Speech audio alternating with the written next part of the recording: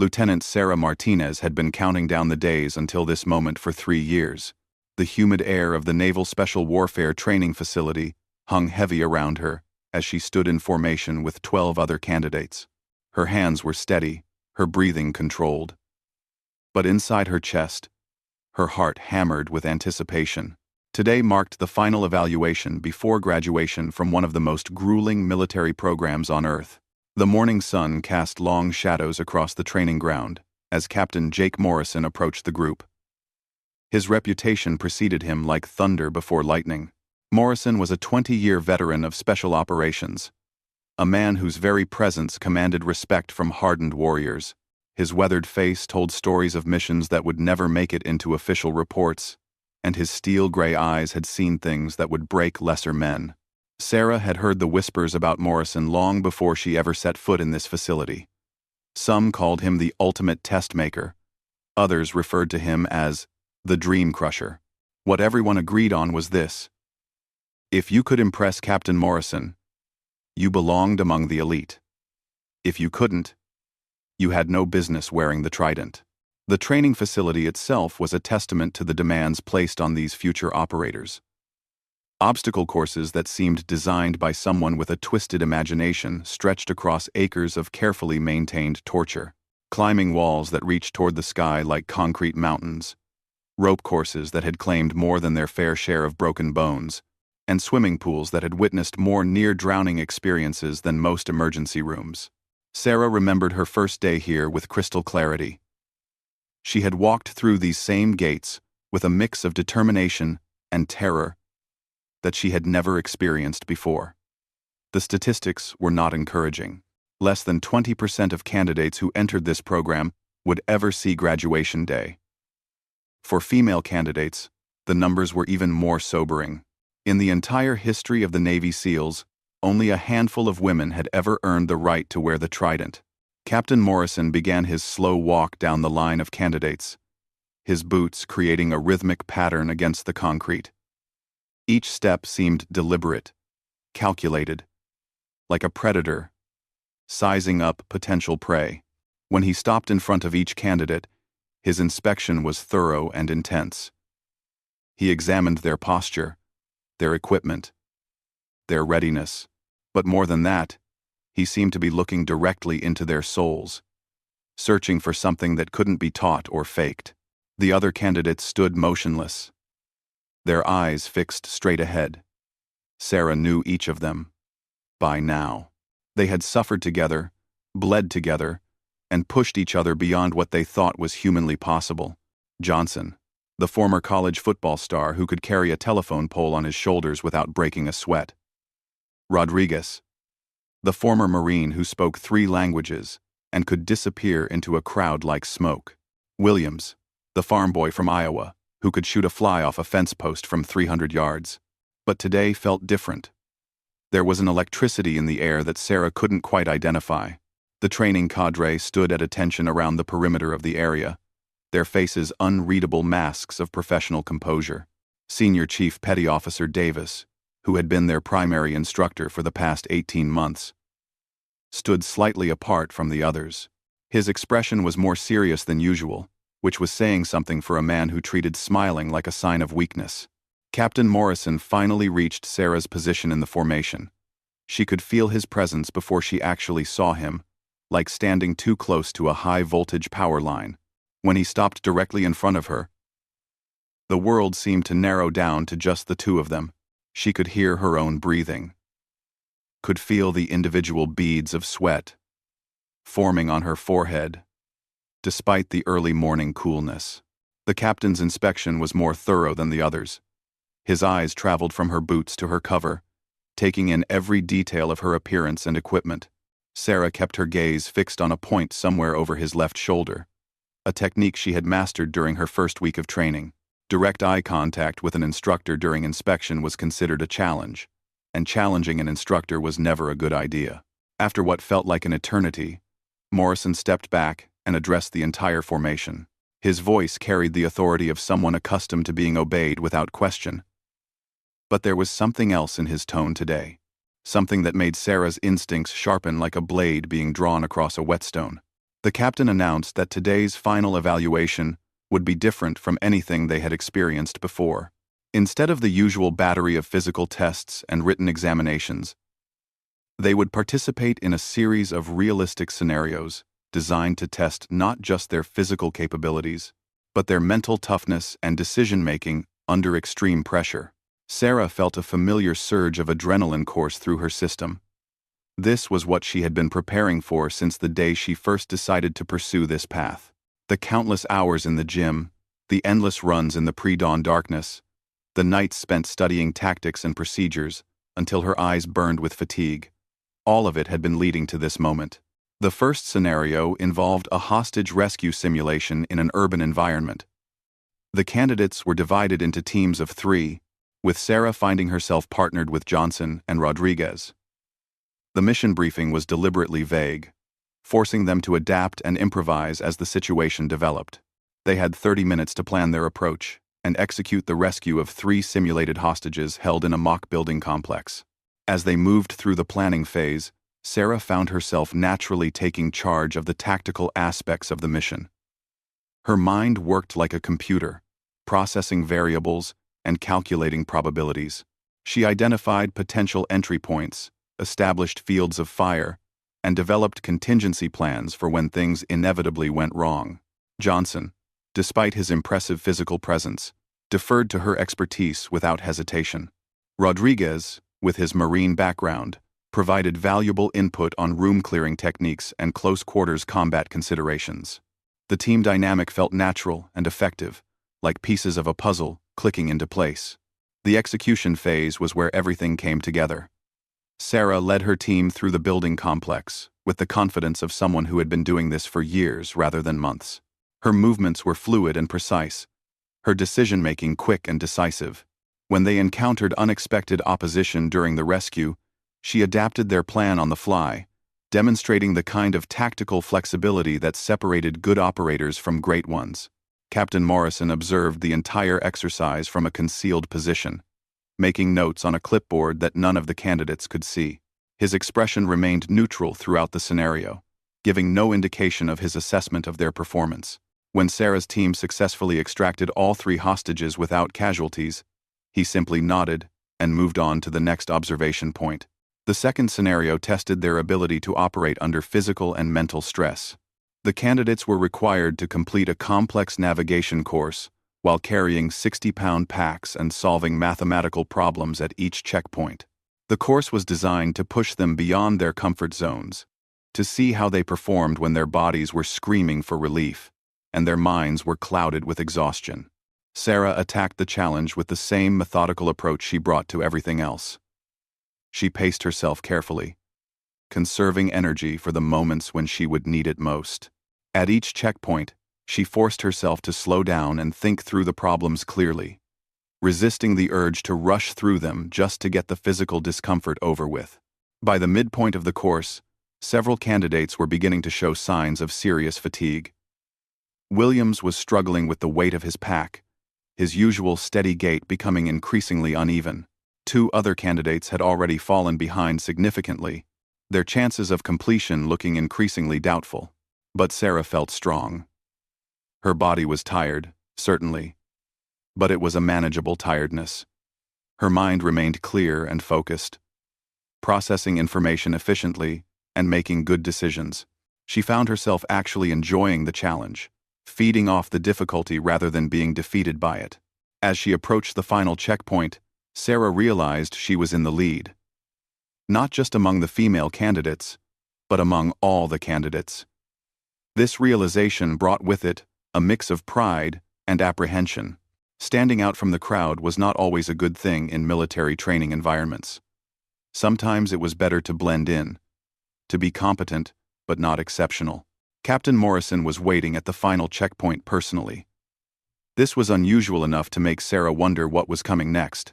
As she approached his position, he studied her carefully, taking in her physical condition and demeanor. She was breathing hard, but not gasping. Sweating, but not drenched. Tired, but not broken. The mathematical problem at the final checkpoint was more complex than the others. requiring her to calculate ballistic trajectories under various environmental conditions. Sarah worked through the problem methodically, double-checking her calculations before submitting her answer. When she finished, Morrison looked at her solution for a long moment before marking something on his clipboard. The third and final scenario was announced as the candidates gathered for what they assumed would be a debriefing session. Instead, Morrison informed them that they would be participating in one final test, something he called a character assessment. The details were deliberately vague, but the implication was clear. This would be the most important evaluation of the entire day. Sarah felt a familiar tightness in her stomach as she considered what form this assessment might take. Character evaluations in military training were notoriously unpredictable. They could involve ethical dilemmas, leadership challenges, or tests of moral courage that had no clear right answer. The uncertainty was almost worse than knowing exactly what was coming. As the candidates were led to a different area of the training facility, Sarah noticed that the atmosphere among the training cadre had shifted. There was a sense of anticipation, almost excitement, that hadn't been present during the earlier exercises. Senior Chief Davis was speaking quietly with two other instructors, occasionally glancing in the direction of the candidates with expressions that Sarah couldn't quite read. The new location was a large, open space that had been configured to resemble a military briefing room. Chairs were arranged in a semicircle facing a raised platform where Captain Morrison took his position. The lighting was bright and harsh, eliminating shadows and making everyone feel exposed and vulnerable. Morrison began by explaining that leadership in special operations required more than just technical competence and physical ability. It required the courage to make difficult decisions under pressure, the wisdom to know when to follow orders and when to question them, and the strength to stand up for what was right even when it was unpopular or dangerous. He announced that each candidate would be presented with a scenario that would test these qualities. The scenarios would be different for each person, tailored to challenge their specific strengths and weaknesses. Performance on this final test would determine not just whether they graduated, but what their role would be in future operations. Sarah felt her pulse quicken as she realized her turn was approaching. She had no idea what to expect, but she was determined to face whatever challenge Morrison presented, with the same courage and competence she had demonstrated throughout the training program. When her name was finally called, Sarah stood and walked to the front of the room with steady steps. Morrison's eyes never left her face as she approached, and she could feel the weight of evaluation from every person in the room. This was it, the moment that would define not just her military career, but the rest of her life. Captain Morrison's voice cut through the silence like a knife as Sarah stood at attention before him. The scenario he presented was unlike anything she could have imagined. According to the captain, intelligence had identified a high-value target hiding in a compound overseas. The target was a known terrorist leader responsible for multiple attacks against American forces. However, the compound also housed several innocent civilians, including women and children. Sarah listened intently as Morrison described the tactical situation in clinical detail. The target building was a 3-story structure in a densely populated urban area. Satellite reconnaissance had confirmed the presence of the target on the second floor, but also indicated that a family with young children occupied the ground floor. The mission parameters were clear: eliminate the target while minimizing civilian casualties. But then, Morrison added a twist that made Sarah's blood run cold. Intelligence suggested that one of the women in the building might be providing support to the terrorist organization. She could be an innocent victim, or she could be a willing participant in terrorist activities. The only way to determine her status would be through enhanced interrogation techniques that pushed the boundaries of acceptable conduct. Morrison's eyes never left Sarah's face as he delivered the final component of the scenario. If she were the team leader on this mission, and if traditional interrogation methods failed to produce actionable intelligence, would she authorize the use of physical force against the woman to extract information that could save American lives? The room fell silent except for the quiet hum of the air conditioning system. Sarah could feel the weight of every gaze in the room pressing down on her like a physical force. This was not just a test of her tactical knowledge or leadership ability. This was a test of her fundamental character, her moral compass, her willingness to cross lines that should never be crossed. Sarah's mind raced through the implications of the scenario. She understood that this was a hypothetical situation, but she also knew that the answer she gave would reveal everything about who she was as a person and as a potential leader of Special Operations Forces. The wrong answer could end her career before it truly began. But more importantly, the wrong answer would compromise her own integrity in ways that might be irreparable. She thought about the training she had received on the laws of war and the Geneva Convention. She remembered the countless hours spent studying military ethics and the proper treatment of prisoners. The rules were clear. Torture was never acceptable, regardless of the potential intelligence value. It was wrong, morally, legally, and practically. Torture victims would say anything to make the pain stop, making the intelligence gathered through such methods unreliable at best. But she also understood the weight of leadership responsibility that Morrison was trying to convey. In the real world, the decisions made by special operations leaders could mean the difference between life and death for their team members and innocent civilians. The pressure to do whatever it took to protect American lives would be enormous, and the temptation to cut ethical corners might be overwhelming. Captain Morrison waited patiently as Sarah processed the scenario. His expression revealed nothing about what he was thinking or what answer he expected from her. The other candidates watched in tense silence, knowing that their own turns would come soon and wondering what impossible choices they would face. Sarah took a deep breath and looked directly into Morrison's eyes as she began to formulate her response. Her voice was steady and clear as she explained her approach to the scenario. She would never authorize the use of torture or physical abuse against any prisoner, regardless of the potential intelligence value. Such actions violated everything she had sworn to uphold as a military officer and went against the fundamental principles that separated American forces from their enemies. Instead, she outlined alternative interrogation techniques that could be employed to gather intelligence while maintaining ethical standards. She described the use of skilled interrogators trained in psychological techniques, the strategic use of information already known to create pressure, and the development of rapport with prisoners to encourage cooperation. Morrison listened without interruption as Sarah continued her analysis. She acknowledged the difficulty of the situation and the weight of responsibility that came with leadership positions. She explained that the temptation to use expedient but unethical methods would always exist, but that true leadership required the moral courage to do what was right, even when it was difficult. As she spoke, Sarah could see something change in Morrison's expression. The hard mask of evaluation seemed to soften slightly, replaced by what might have been approval or respect. But she pushed forward with her answer, determined to leave no doubt about her position on this fundamental issue. She concluded by stating that if traditional intelligence gathering methods failed to produce actionable information, the mission parameters would need to be reassessed. Perhaps the risk to civilian lives was too great to proceed with the operation as planned. Perhaps alternative approaches could be developed that didn't require the controversial intelligence. But under no circumstances would she authorize the abuse of prisoners, even if it meant accepting a higher level of risk for the mission. Morrison nodded slowly as Sarah finished her response.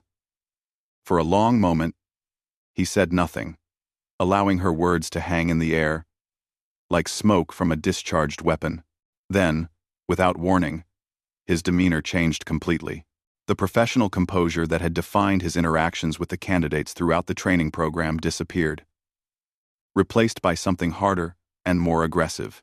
Morrison's voice took on a different tone as he presented Sarah with a new scenario, one that seemed to build on her previous answer. He described a situation where her ethical stance had resulted in the failure of a critical mission. American soldiers had been killed because intelligence that could have prevented their deaths was not obtained. Families would grieve because she had chosen to maintain her moral principles rather than do whatever was necessary to protect American lives. The scenario continued to escalate as Morrison painted an increasingly dire picture. The terrorist leader had escaped because of the failed mission and had gone on to orchestrate additional attacks. Hundreds of innocent civilians had died in bombings that could have been prevented If only Sarah had been willing to make the hard choice when it mattered. Morrison's words were like psychological bullets, designed to create doubt and self-recrimination.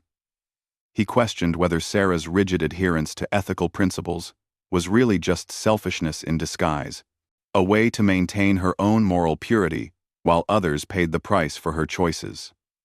He suggested that true leadership sometimes required getting your hands dirty for the greater good. Sarah felt the attacks like physical blows, but she held her ground. She understood that this was part of the test, that Morrison was trying to break down her resolve and see if her convictions were truly unshakable. The pressure was enormous, but she had been preparing for moments like this her entire life. She responded to Morrison's psychological assault with calm professionalism, reiterating her position that torture was never acceptable regardless of the circumstances.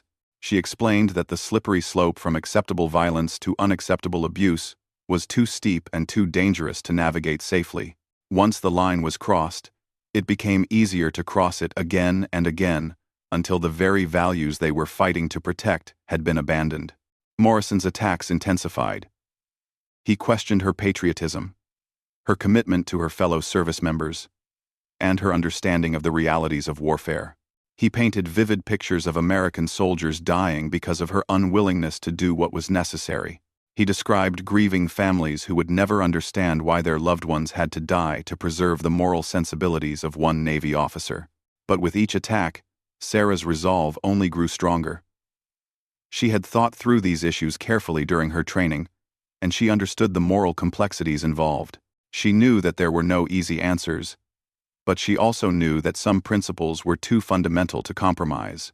The psychological pressure campaign continued for several more minutes before Morrison suddenly shifted tactics again.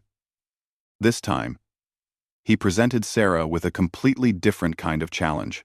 He announced that the final evaluation would involve a physical confrontation, a test of her ability to handle herself in a real combat situation.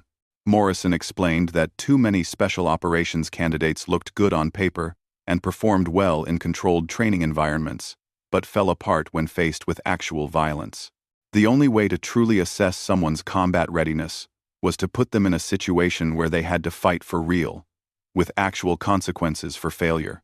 Sarah's heart rate spiked as she realized what Morrison was suggesting. The idea of engaging in actual combat with an instructor seemed both thrilling and terrifying. She had trained extensively in hand-to-hand combat and firearms, but always in controlled environments with safety protocols and protective equipment.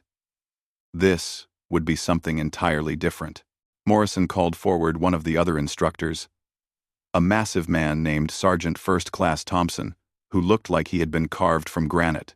Thompson's reputation was legendary among the candidates. He was a former Army Ranger who had served multiple combat deployments and was known for his expertise in close-quarters combat. His physical presence alone was intimidating enough to make most people think twice about challenging him. Thompson stepped into the center of the room and assumed a fighting stance that radiated competence and danger. His movements were fluid and controlled, like a predator preparing to strike. Sarah could see the scars on his knuckles and forearms, evidence of countless training sessions and real-world conflicts. Morrison explained the rules of engagement in terms that made Sarah's stomach clench with anxiety. This would be a no-holds-barred confrontation with minimal safety restrictions. The objective was simple: prove that she belonged among the elite by demonstrating her ability to hold her own against a superior opponent. But then Morrison added the element that would define everything that came next. He announced that Thompson had been instructed to target her specifically and aggressively. The engagement would continue until one of them was unable to continue, or until Morrison called a halt to the action. Thompson looked Sarah up and down with the cold assessment of a professional fighter evaluating his next opponent. His expression revealed nothing about his intentions, but Sarah could see the calculation in his eyes. He was measuring her reach, her stance, her apparent level of confidence and readiness. Morrison stepped back to give them room to maneuver. But before the engagement could begin, he delivered one final instruction that would haunt Sarah for the rest of her life. Looking directly at Thompson, he spoke the words that would define the next few seconds. Hit her in the jaw. The command hung in the air like a death sentence. Sarah felt time slow down as she processed the implications of what Morrison had just ordered. This was not going to be a fair fight or a test of skill. This was going to be an attempt to intimidate her, to break her down psychologically by demonstrating that she was physically vulnerable. Thompson's expression didn't change, but Sarah could see him preparing to execute the order. His weight shifted slightly forward, his hands came up into a more aggressive position, and his focus narrowed to the target Morrison had specified. Sarah realized that she had perhaps 2 seconds before Thompson's fist connected with her jaw, with enough force to potentially end her military career before it really began. In that moment of crystalline clarity, Sarah understood that this was the real test. Everything that had come before had been preparation for this single moment, when she would either prove herself worthy of the respect she sought or reveal herself to be just another candidate who looked good on paper but couldn't deliver when it mattered. Thompson moved with the speed and precision of a seasoned combatant, his right hand driving toward Sarah's jaw like a guided missile. But Sarah was already in motion, her body reacting with instincts honed by months of intensive training and a lifetime of refusing to back down from challenges. Time seemed to compress into a single heartbeat as Thompson's fist rocketed toward Sarah's jaw with devastating precision. But in that fraction of a second, something extraordinary happened. Instead of freezing or flinching, Sarah's body moved with a fluid grace that surprised everyone in the room, including herself. Her left hand swept upward in a perfect deflection, redirecting Thompson's punch away from its intended target, while simultaneously creating an opening for her counterattack. Her right hand drove forward with explosive force, connecting with Thompson's solar plexus with a precision that spoke of countless hours of training and an innate understanding of combat dynamics. Thompson's eyes widened in shock as the breath exploded from his lungs. The force of Sarah's strike was unexpected, both in its power and its accuracy. For a man accustomed to dominating physical confrontations, the sudden reversal was mentally jarring as well as physically devastating. But Sarah wasn't finished. As Thompson doubled over from the impact to his midsection, she flowed into her next movement, with the seamless efficiency of water finding its path downhill.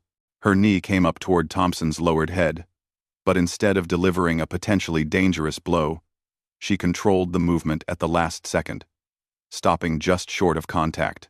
The demonstration of restraint was perhaps more impressive than the violence that had preceded it. Sarah had Thompson completely at her mercy, positioned to deliver a strike that could have seriously injured or incapacitated him. Instead, she chose to show control and tactical awareness, proving that she possessed not just the ability to inflict damage, but the wisdom to know when to hold back. Thompson slowly straightened up, one hand pressed to his midsection where Sarah's punch had landed. His breathing was labored, and there was a new respect in his eyes as he looked at the woman who had just systematically dismantled his attack and turned the tables on him in less than 3 seconds. The room was dead silent. Every person present had witnessed something that challenged their preconceptions about physical capability and combat effectiveness. Sarah stood in a relaxed, ready position, her breathing barely elevated, her composure completely intact. Captain Morrison's expression had undergone a complete transformation. The mask of professional evaluation had been replaced by something that looked remarkably like admiration. He had seen thousands of candidates pass through this program over the course of his career, but very few had ever demonstrated the combination of technical skill, mental toughness, and tactical awareness that Sarah had just displayed. Morrison stepped forward and addressed the room with a voice that carried the weight of absolute authority. He announced that what they had just witnessed was a perfect example of what it meant to be a Navy SEAL.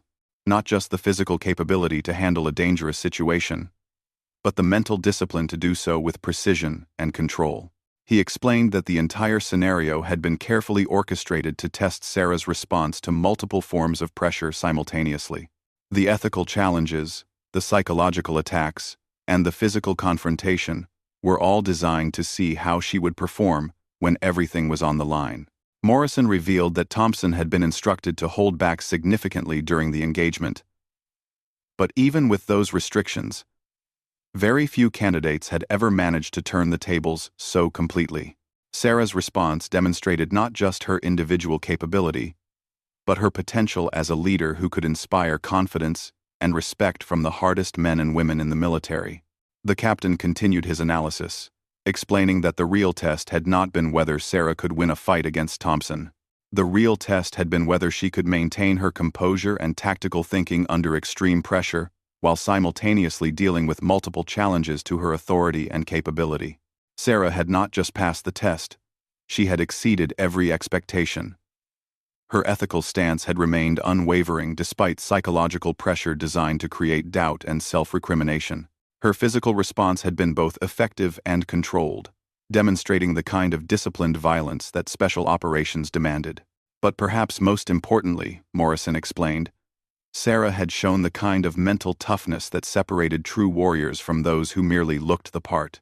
When faced with a direct challenge to her authority and capability, she had responded not with anger or recklessness, but with controlled competence that spoke to her potential as a future leader. Thompson himself stepped forward to address Sarah directly. His voice was slightly hoarse from the impact to his midsection, but his words carried genuine respect and admiration. He explained that in 20 years of military service, including multiple combat deployments and countless training exercises, he had rarely encountered someone with such natural fighting instincts combined with tactical discipline.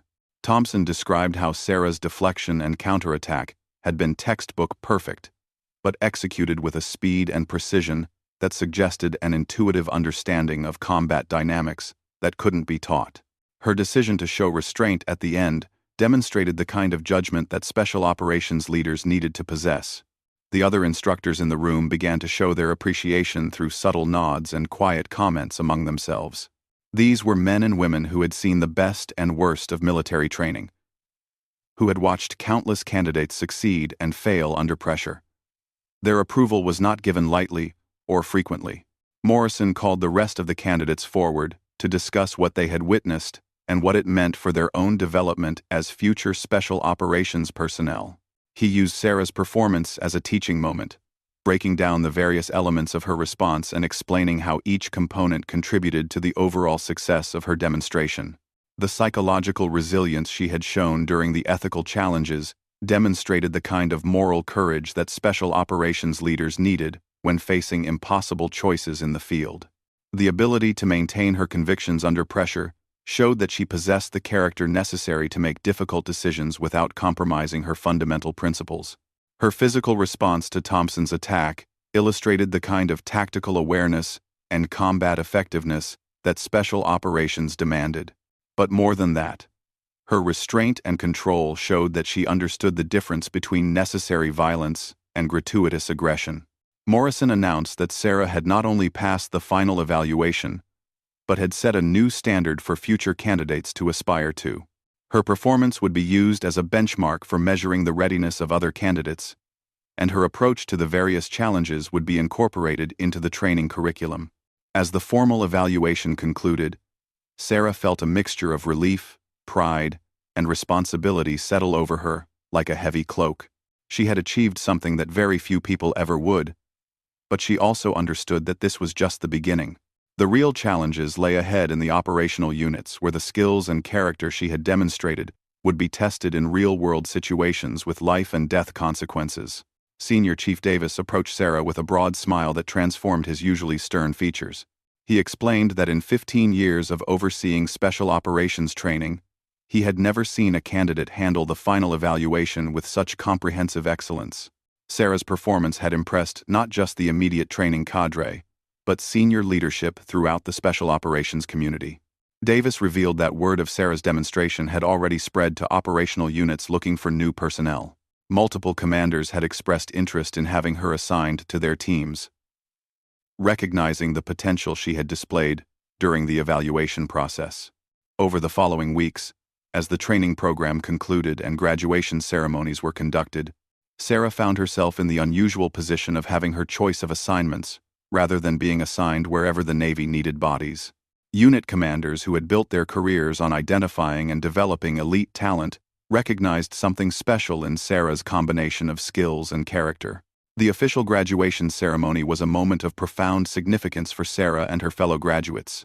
As she stood on the platform receiving her trident pin, she thought about the journey that had brought her to this point. The countless hours of physical training, the mental challenges that had pushed her to her limits, and the character-defining moments that had revealed who she really was when everything was on the line. Captain Morrison delivered the keynote address at the graduation ceremony, and he made specific reference to the final evaluation without naming individuals. He spoke about the importance of maintaining both physical readiness and moral courage, about the need for special operations personnel to be both warriors and protectors. After the ceremony, Morrison approached Sarah personally to discuss her future in the special operations community. He explained that her performance during the final evaluation had generated significant interest at the highest levels of military leadership. Opportunities that normally took years to develop were being made available to her immediately based on the potential she had demonstrated. Morrison also shared some perspective on the broader significance of what Sarah had accomplished. As one of the first women to successfully complete Navy SEAL training, she was breaking barriers that had existed since the founding of the program. But more importantly, she was doing so based purely on merit and capability, rather than any lowering of standards or special accommodation. Her success would open doors for future female candidates, but it would also create expectations and pressures that she would need to navigate carefully. Sarah understood that every mission she undertook, every decision she made, would be scrutinized more carefully than those of her male counterparts. As Sarah prepared to report to her first operational assignment, she reflected on the moment that had defined her military career. Captain Morrison's order to hit her in the jaw had been intended as the ultimate test of her readiness for the challenges ahead. Instead, it had become the moment when she proved that Navy SEALs aren't to be challenged lightly, regardless of their gender or background. The skills and character she had demonstrated during that confrontation would serve her well in the missions that lay ahead. But perhaps more importantly, the confidence and respect she had earned from her peers and superiors would provide a foundation for the leadership responsibilities that would inevitably come her way. Years later, as Sarah progressed through the ranks and took on increasingly important roles within the special operations community, she would often think back to that moment in the training facility. The 2 seconds between Morrison's order and her response had compressed a lifetime of preparation into a single defining moment that had shaped everything that followed. The lesson she had learned that day extended far beyond the technical aspects of combat or the psychological dimensions of leadership. She had learned that true strength came not from the ability to inflict damage, but from the wisdom to know when and how to use that ability. She had learned that respect was earned through competence and character rather than demanded through position or authority. Most importantly, Sarah had learned that the greatest challenges often came disguised as moments of crisis or confrontation. The ability to recognize these moments and respond with both skill and judgment was what separated good operators from great ones, and great operators from legends. Her response to Morrison's challenge had proven that Navy SEALs, regardless of gender, possessed the combination of physical capability, mental toughness, and moral courage necessary to face any challenge. In 2 seconds, she had demonstrated why SEALs truly weren't to be challenged, and in doing so, had earned her place among the most elite warriors in the world.